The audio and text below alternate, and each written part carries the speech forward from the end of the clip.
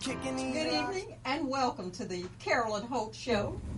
That song is so true. You got to keep your head up. And it's really true for this weekend, considering the flooding that's currently occurring in Houston, Texas. Apparently, this is one of the most devastating floods that we've had here in America. It seems that this is just something that they could not have imagined. And earlier, my own family, they were affected by the flood, one of my brothers, but it is my understanding that everybody has been rescued and they're trying to restart their life because they did basically lose everything. I mean, their cars were underwater. The house was flooded. So I just want the residents of Houston, Texas, and the surrounding areas, because it's my understanding that tomorrow the state of Louisiana may be affected, and that's where I'm from. I'm from the Texas-Louisiana border. So I just want them to know that my thoughts and my prayers are with them. I'm thinking of them and wishing and believing the best in the worst set of circumstances. So just know that I'm thinking of you. But on tonight's show, I'm going to talk about if the dream of Dr. Martin Luther King Jr. has been realized, because this is the, I think, 54th anniversary of his I Have a Dream speech. And I decided to dissect the speech and take a look at some of the major points that he made during this speech and see if in 2017 things have changed very much, because he was very hopeful and very passionate about the fact that we should expect and had every right to expect that things would change for the better, and that he put every effort into dismantling some of the Jim Crow laws of the South so that the black man in America could have a much better living experience. And so tonight, if you'd like to join me, you can feel free to call me at area code 323-293-3375. Again, that's area code 323-293-3375, because I'm going to talk about his I Have a Dream speech and see if we can at least agree on the areas that we need to do a lot better in. You know, change is always difficult, no matter what the reason for the change might be. But we have to learn to do change just like my grandmother used to help us with getting well. Medication is often very bitter, but you still have to take it if you want to feel better. And here in America, I think we've been lulled to sleep thinking that, oh, well, we don't have to worry about racial issues because that's a thing of the past, and the world has changed a lot and it's gotten a lot better. And how can black people say they have not overcome, because, for God's sake, they had a black president who served 2 terms. Well, the hallmark of freedom is not having a black president that serves 2 terms. Because if you look at it like that, we've only had 1 black president. And the unfortunate thing is, if things continue as they have in the past, we're not going to have another one. So that is not an excuse to believe that things are okay and that we have overcome and there are not things that we need to consider and to think about. And considering the current administration under our 45th president, sometimes it takes a situation such as his to reveal the fact that the elephant that's in the room, we're still ignoring that elephant. And that's the issue of race in America. The problems concerning racism have not gone away. Many of the problems have taken a different form, so they don't look like they used to. But taking a different form does not mean that the situation has been eradicated. So I think that on the anniversary of Dr. Martin Luther King Jr.'s I Have a Dream speech, maybe we should visit it and see if some of the things that he held near and dear, if anything has changed. So I looked online and I found this great essay regarding 15 of the major points that he made in his I Have a Dream speech. And I'm going to go down the list and talk about them. And you can agree or disagree with whether things have changed or not.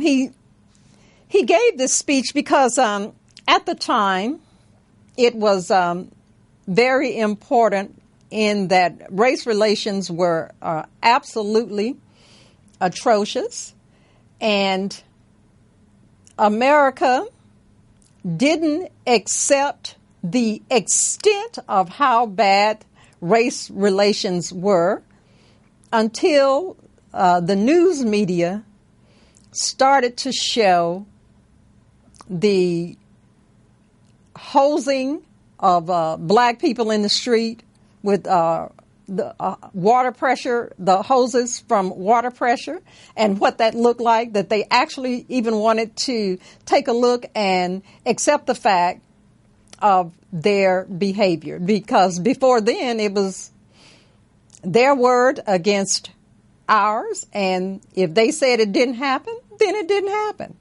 But the news media, I have to give them credit for using pictures to tell their story, because it's like the old adage that says a picture is worth 1,000 words. Well, in this case, it certainly was.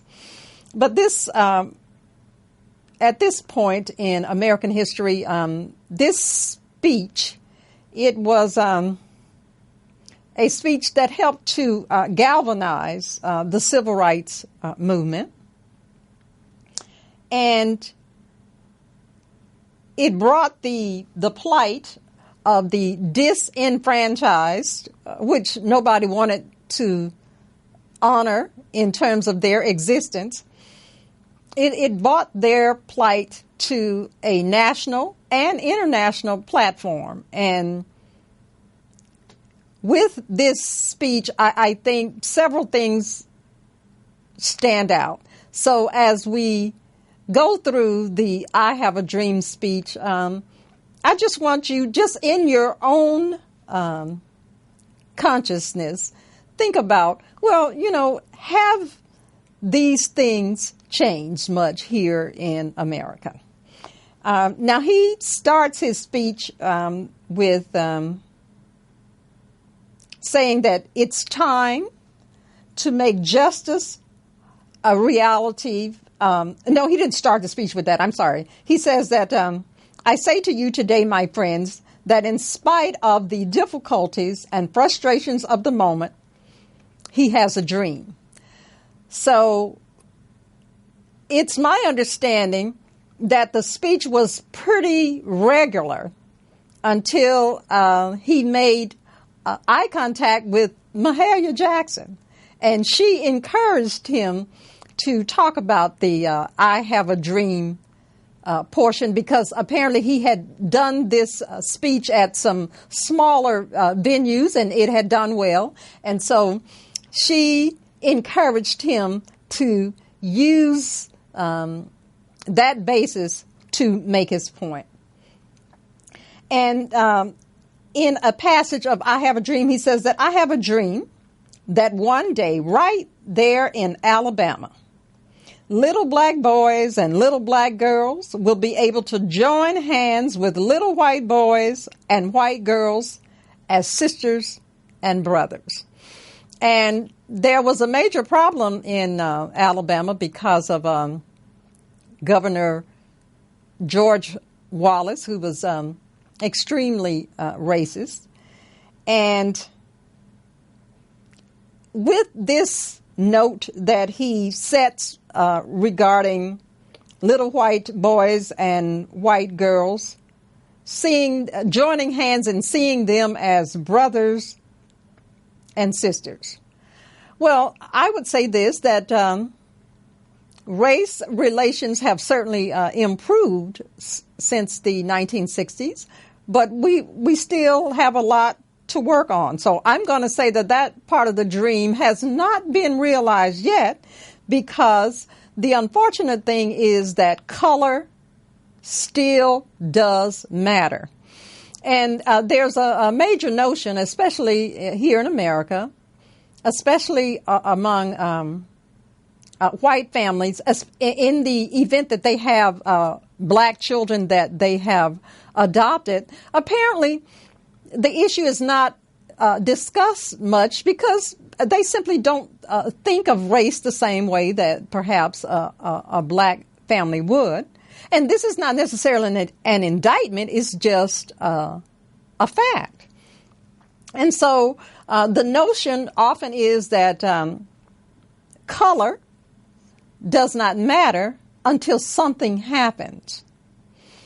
And I believe that it's a major disservice to teach your children that color doesn't matter.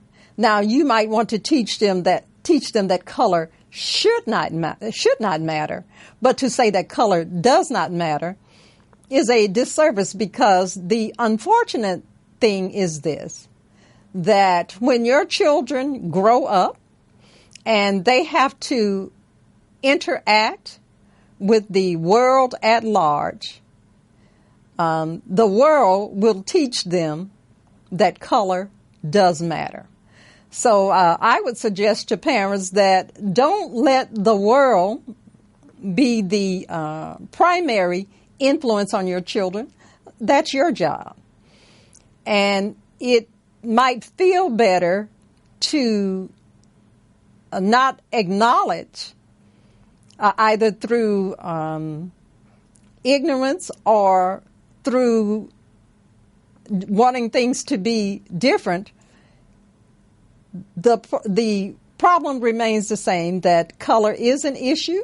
And while Dr. King may have wanted it to be much more in the background, unfortunately, it's still in the foreground. So as long as color matters, it will be difficult for black boys and black girls and white boys and white girls to join hands and behave as brothers and sisters on a continuous basis. Now, I must say this. I believe that in times of peril, or when there are really bad things happening, I think that the country, for the most part, we can come together, and we have come together.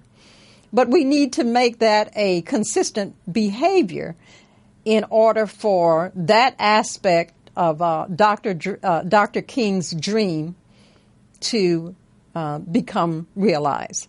Now, I'm going to discuss other aspects of his I Have a Dream speech, but I'm going to go to break, and when I come back, we'll resume our discussion. Stay with me.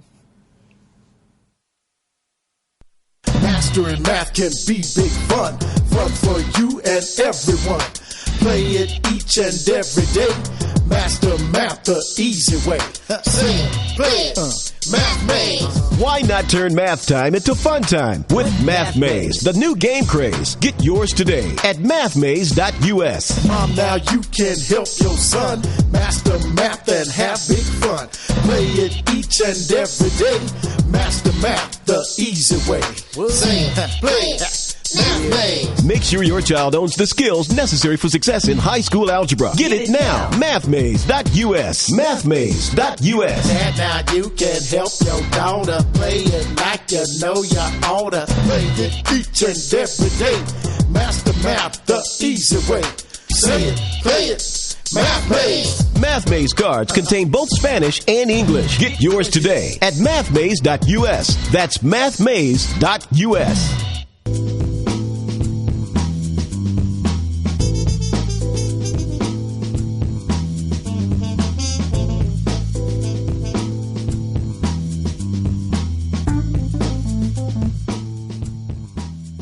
Thank you so much for joining me this evening for the Carolyn Holt Show. We're talking about Dr. Martin Luther King Jr., this being the anniversary of his I Have a Dream speech, and we're discussing whether the dream has actually been realized. And I got these 15 aspects of his I Have a Dream speech from the Deseret Media Service. It's in Salt Lake City, Utah. And so I'm going to go through the speech, and we'll see if some of these things have been realized.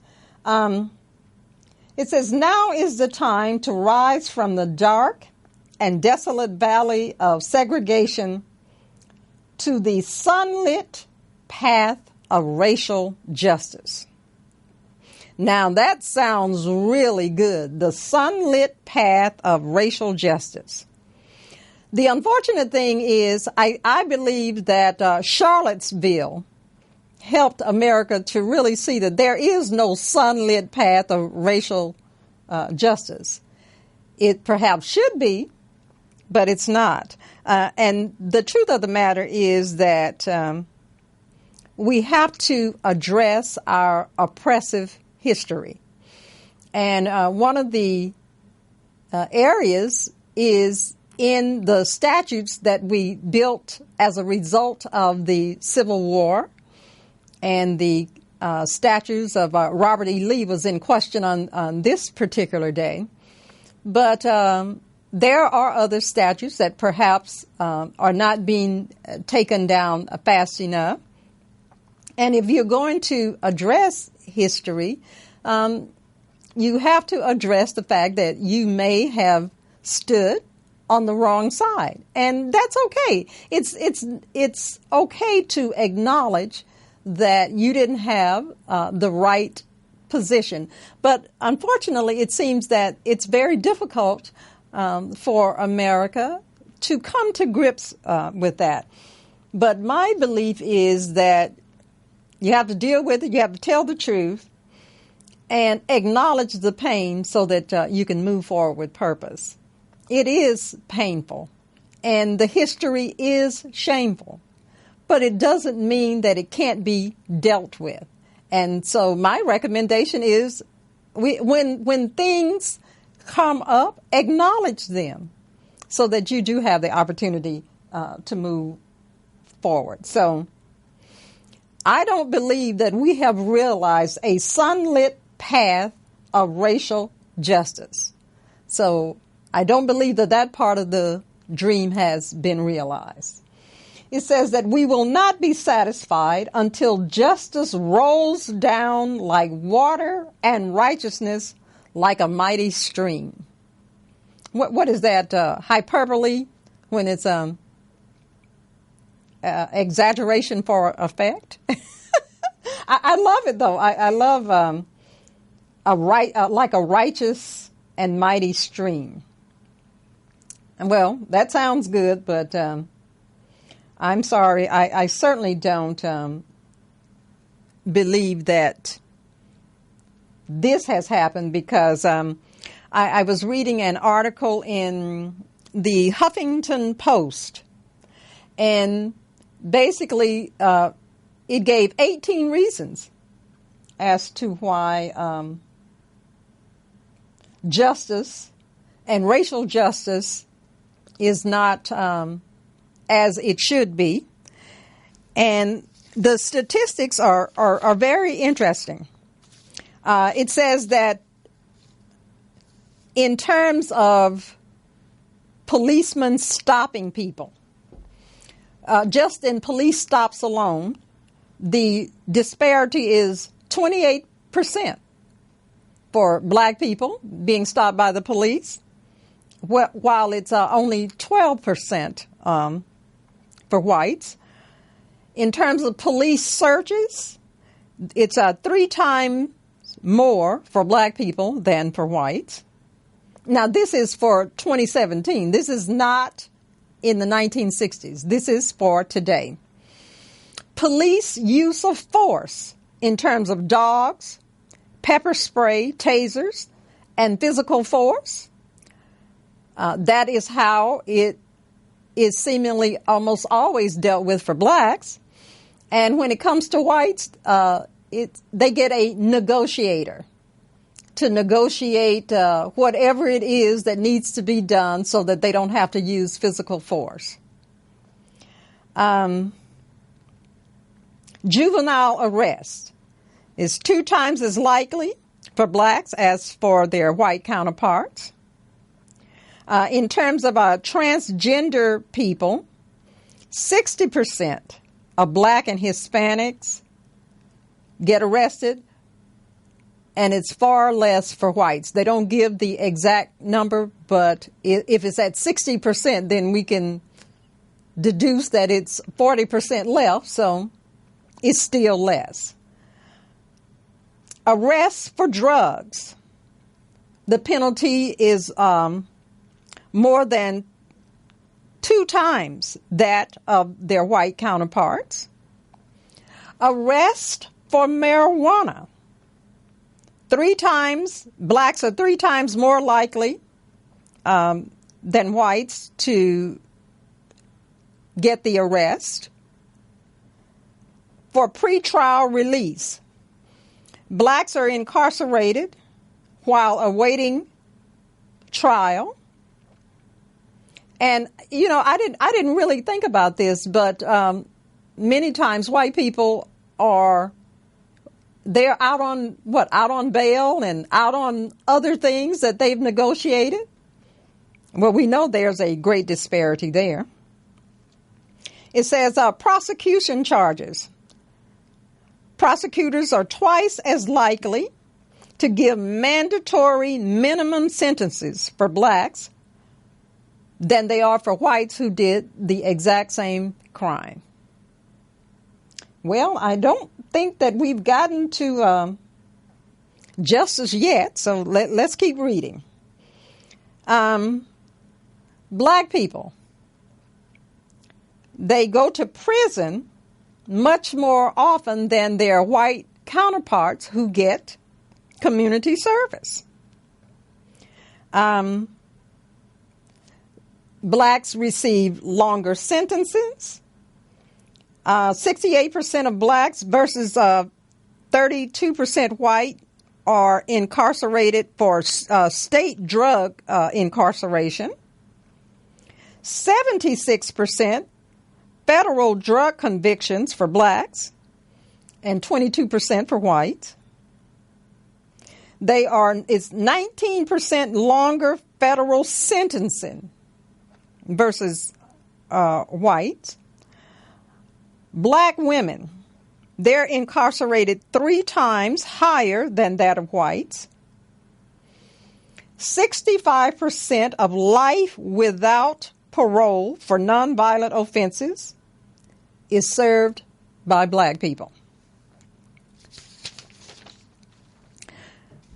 Black people can't get a job with a criminal record, but it hurts the black men the worst. Now, I know recently some legislation has been put into place to help that, but the point is this, that the legal system works against Black America. And as long as you have that, there can be no equality, and the races cannot function perhaps as he dreamed that they would. So something has to be done about all of this disparity. And the last point is that 1 out of 13 blacks lost their right to vote due to a felony versus 1 in 56 of white voters. And when you take a look at all of the odds that are stacked against you, it's hard to see justice. So something has to be done, and it is required by white people to take a look at this. If you are the person that's doing the injustices, it is incumbent upon you to take a look at your behavior. Now, I know that can be difficult, but it's necessary nevertheless. It says that I have a dream that my 4 little children will one day live in a nation where they will not be judged by the color of their skin, but by the content of their character. Well, that sounds really good. But I think that the character is often judged, but is not for the good content. And when we take a look at our current president, I mean, if you're going to do the content of character, unfortunately, there's just so much negative that can be said about this situation, because when you really look at the truth of the matter, he should have never been elected president if you're going to look at the content of character. But I don't believe that if the former president had some of the known character flaws that our current president has, I really don't think he would have ever been elected president twice of the United States of America. So I'm going to have to say that that aspect of the dream has not been realized. And he says that I have a dream that one day this nation will rise up and live out the true meaning of its creed. We hold these truths to be self-evident, that all men are created equal. Well, I think that is a truth, that all men may have been created equal. They were just not treated equally. And here in America, I believe that the biggest problem was that the fathers of the Constitution had a major problem themselves.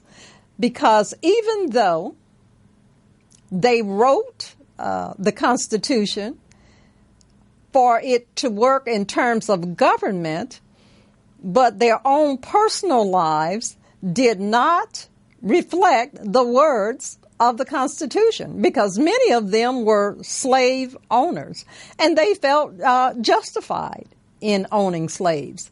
But at some point you have to make a decision that if you're going to take a position and make it a part of legislation, then you have to be found living what you write, because otherwise it can cause division, as it did, and it has, and it continues to.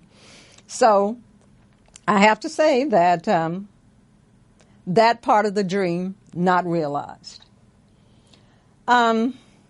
Let us not seek to satisfy our thirst for freedom by drinking from the cup of bitterness and hatred. Well, bitterness and hatred is still with us today, because if it had gone away, we still wouldn't have the issue of race relations. So bitterness and hatred, they are personal character issues that we have to address for ourselves. And I would venture to say that bitterness and hatred has not served us well so far. So moving forward, maybe it is time to let go of it. So, not realized as far as I am concerned. He also says that I have a dream that one day on the red hills of Georgia, the sons of former slaves and the sons of former slave owners will be able to sit down together at a table of brotherhood. Well, I haven't seen that yet. Occasionally, I guess, when they do those shows on Ancestry and people discover that they have both black and distinctly black and white sides of the family in their family, I guess that's about as close to brotherhood as we come in this nation, because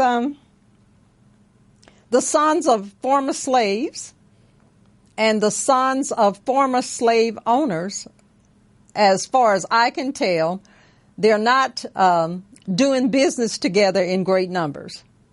So I have to say that there is much to still be considered concerning that aspect of the dream.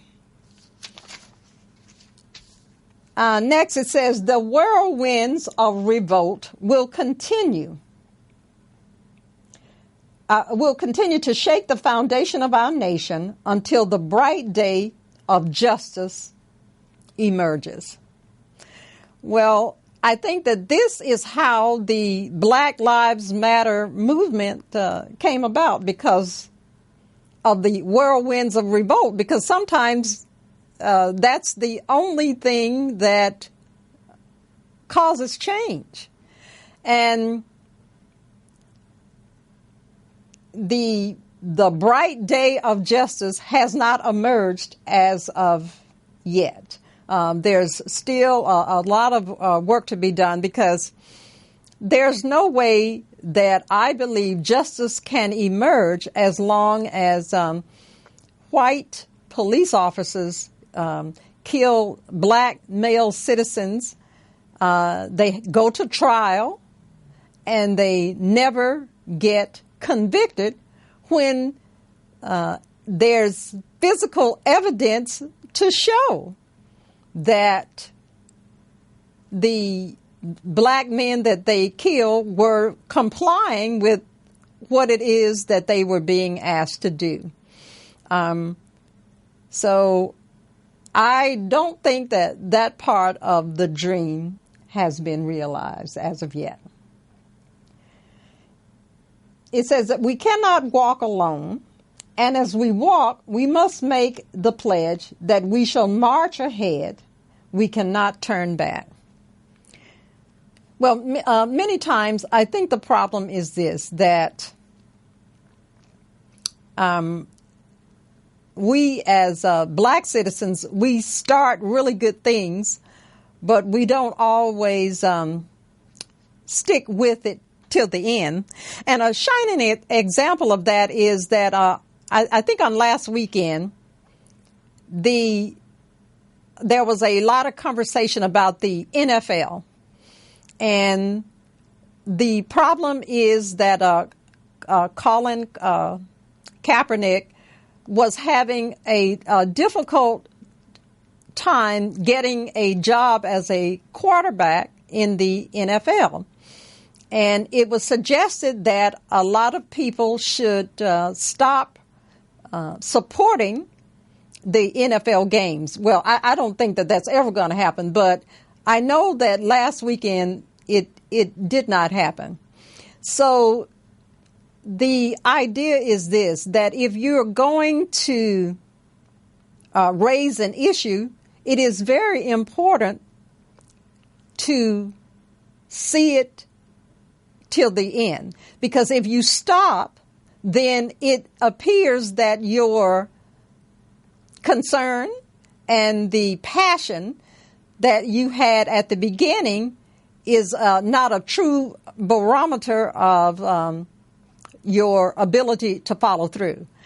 And so if there is going to be a concerted effort to not support the NFL regarding what is believed to be unfair treatment of one of its players because of his level of activism, then why would anybody really listen to you? So it's very important that if you're going to be upset and you are concerned that things are not as they should be, and this is your platform to protest, then you have to keep the protest out there until things change. Not start it with a lot of fervor and then just kind of let it die down. And apparently that appears to be what's happening, because people start to watch the games and enjoy them and then forget about the cause. Well, if you want to be taken seriously regarding your causes, then you have to keep the pressure on until change is seen, because otherwise it just seems like it's a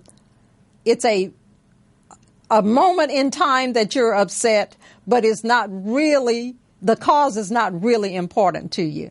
So if it is true that Colin Kaepernick is being mistreated because of his activism and the stance that he took regarding Black Lives Matter, then he should be supported. Not just for 1 or 2 weeks, but for every week in the season. So that's just food for thought. So we have a lot of work to do in that area. The next aspect of the dream, it says that now is the time to lift our nation from the quicksands of racial injustice to the solid rock of brotherhood. Well, that's the second time he's used the thought of brotherhood and using it as a basis or a platform to move things along. Well, I know that has not been realized, because when you think about it, the current president, when he took the oath of office, he had nothing but praise for the former president, Barack Obama. And he talked about how the president was a good man, and that he would even seek his counsel moving forward regarding how to best handle some of the sticky situations facing the country. And maybe he has reached out to the president, but not to my knowledge. And I have said all along that the current president had the support system in place to really be one of the most productive presidents ever, because he had a House and he had a Senate to back him, so that whatever laws or anything that he might have wanted to implement, he could have done so, because he had the support of the House and Congress. But unfortunately, that did not happen. He has chosen to use just the executive branch of government, which is the part that he has a lot of control over, and not the judicial and not the legislative parts of government, to put forth his platform. And so people are still waiting for him to rise to the greatness that he promised. He promised to make America great again, whatever that meant. I think many of us are still wondering. But from the position of brotherhood, where is the brotherhood? Where is the love? Because under his leadership, I don't think that we've seen any brotherhood promoted. Occasionally, he does make a speech about how we are to be united and how we should be united, but he has not demonstrated brotherhood. And it is very important, if you're going to be a leader, you have to do things that people want to follow. Leadership is very difficult. And so, since it is, you have to be found often taking the lead and leading the way in a way that others are inclined to follow. And unfortunately, I don't think that we have seen that. And maybe things might change, but I don't think so. And we'll just have to wait and see. But I haven't seen that to be true. But I could be wrong. So if you'd like to call me at area code 323-293-3375, we can discuss it. And we can see if this president has shown leadership that would lead to great brotherhood. Personally, I don't think so. He says that we refuse to believe that the Bank of Justice is bankrupt. Well, on this, I agree. The Bank of Justice is not bankrupt. It is broken.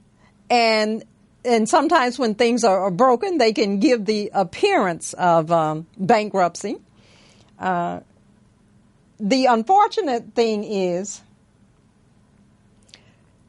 justice is a position that requires that you take a look at things and make adjustments based on how it's going to affect the greater good. And that's unfortunately a very hard thing for people to do because they don't always think in terms of the greater good. They think in terms of how am I going to be benefited by this? And once they get whatever it is that they desire, it's very hard to see that you have people still waiting to get what they believe they deserve. And black people in America, they're still waiting on many things that they feel they deserve because there's just often such glaring differences, and the excuses that are often presented to justify the excuses, they just don't pass the test. And many times it appears that black people are whining and complaining. And that's not, I wouldn't characterize it as whining and complaining. It's simply trying to figure out, well, how is this okay in this instance, but when it was directly involving me as a black person, it looked differently and the circumstances were different. Well, you can't have a great nation and have that much division. That has been proven in history since time immemorial. So we have to figure it out in America in that justice is a principle that is designed for all to use, not just a segment of the population. Because when you do that, you have a lot of division and a lot of strife. And eventually the division and strife reaches a point that anarchy can ensue, and that's not something we want in the streets of America.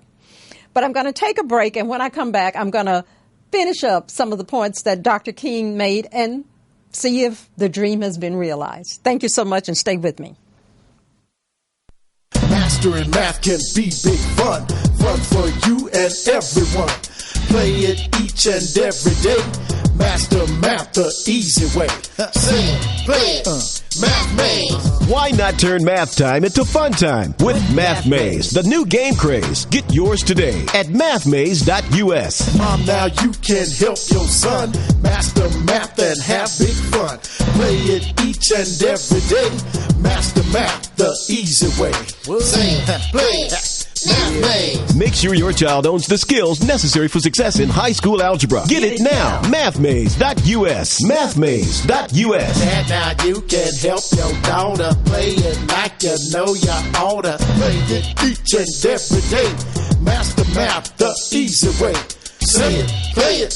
Math Maze. Math Maze cards contain both Spanish and English. Get yours today at mathmaze.us. That's mathmaze.us.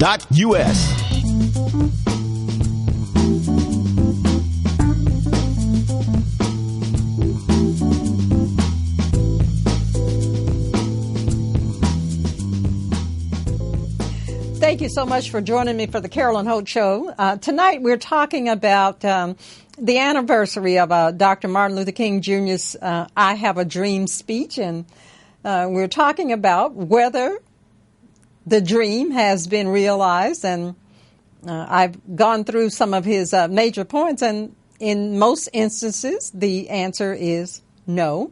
But it does not mean that that can't be changed, because it is incumbent upon the citizens of the United States of America to take a hard look at the things that keep cropping up regarding race. It is incumbent upon us to figure it out. And what has to take place is the honest recognition that there have been some very grave things and grave injustices in particular against black people in America, and they need to be acknowledged. They need to be straightened out, because I don't care who you are, it is very difficult to move forward until you address problems. And we do have some racial problems in America, and until they are addressed, they will keep presenting themselves in different forms until there is an honest admittance that, yes, these things were done, and yes, laws were put in place to keep certain citizens at a certain level, and yes, we acknowledge that, and yes, we're willing to change that. So that has to happen in America. Dr. King also said that now is the time to make justice a reality for all God's children. And it's not. Justice is not a reality for all God's children, and especially not all at one time. Maybe there are instances of justice for all God's children at intervals of time, but not all at one time. And so we need to get busy and roll up our sleeves right here in America and work on that, because that is not currently happening. He also said, in the process of gaining our rightful place, we must not be guilty of wrongful deeds. And that is true.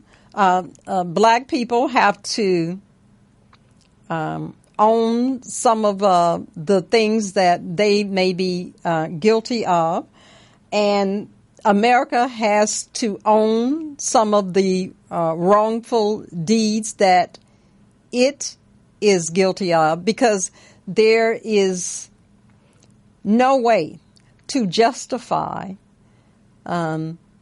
enslaving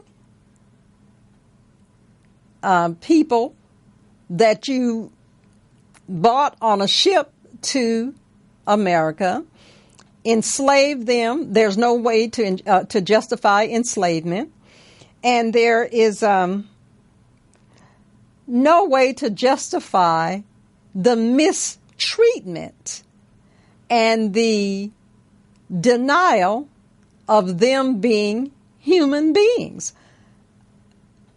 You can slice it however you wish. One of the first things that as parents you teach your children that, you don't invite somebody to your house and then mistreat them. Well, essentially, that's what it looks like for slaves that were brought from Africa to America. The people did not ask to come. You brought them against their will. And when you bring somebody against their will and deny the awful treatment that they receive, how is that not wrong? I don't know what you use to square it as being okay and square it as being right. So there's absolutely no definitive way to justify such an injustice. And the last point that Dr. King made in his I Have a Dream speech is he said that when we allow freedom to ring,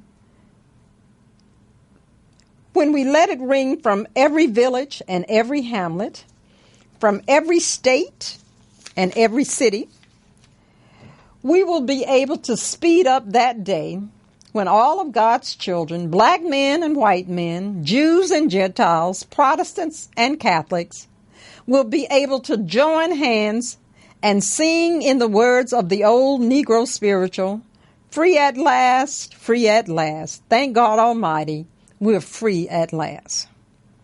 Well, we cannot sing that song because there are so many freedoms that we're still fighting for. In terms of him making the point, though, free at last, it sounds wonderful. I have to say that he believed that we would be able to sing that.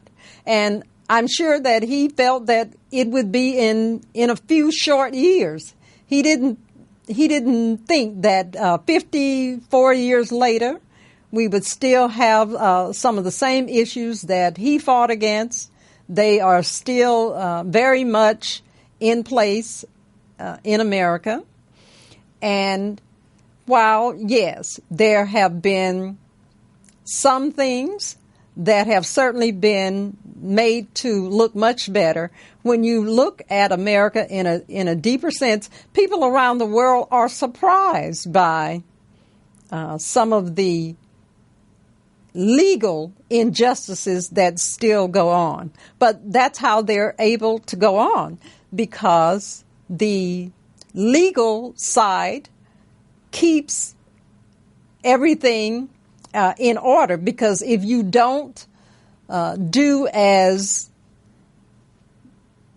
the system believes that you should, then you have to endure an unjust, I should say, legal system. So perhaps we're not free just yet. That's still to come in the total sense of the word. But the I Have a Dream speech is one to keep in mind. They did a survey, and out of 130 people that participated in this survey, they all said that I Have a Dream is the number one speech of the 20th century. And I would agree with that assessment. It was a speech that went down as one for the ages. And I think that the overall intent of the speech and the fervor of the speech was to stir the souls of black people and white people in America so that we could get past some of the very sticky issues and move forward with purpose. I think we're still working on that. I believe that there are a lot of things that we can overcome. And as black people, I think the number one thing that we have to do differently is not just be citizens and residents in America. I think the number one way to change our plight and to have a different outcome regarding being in America is to become constituents and to become actively engaged daily in changing how we are treated, because people will give you whatever it is that you're willing to accept. And if we do not wish to be just part of the justices that we all should enjoy in America, if we don't do something about how we are if we don't do something about the level in which we participate, we're going to continue to be overlooked. So I think that activism, staying, as the young people say, staying woke, and taking a look at changing the legal system. This is the only way that equality can ever be pursued and won if we want to see things change in America. So I challenge you tonight to help make the dream that Dr. Martin Luther King Jr. had 54 years ago, make it become reality by becoming an active constituent regarding your place in America. On this show, it is our intent on each show to move you from misery to magnificence and from subpar to spectacular. And we hope that we did that tonight. So thank you so much for joining me, and I look forward to seeing you on our next show. Good night, everybody. Mastering math can be big fun. Fun for you and everyone. Play it each and every day. Master math the easy way. Say it, play it, Math Maze. Why not turn math time into fun time with Math Maze, the new game craze? Get yours today at mathmaze.us. Mom, now you can help your son master math and have big fun. Play it each and every day. Master math the easy way. Say it, play it. Math Maze. Make sure your child owns the skills necessary for success in high school algebra. Get it now. Mathmaze.us. Mathmaze.us. Dad, now you can help your daughter play it like you know you oughta. Play it each and every day. Master math the easy way. Say it, play it. Math Maze. Math Maze cards contain both Spanish and English. Get yours today at mathmaze.us. That's mathmaze.us.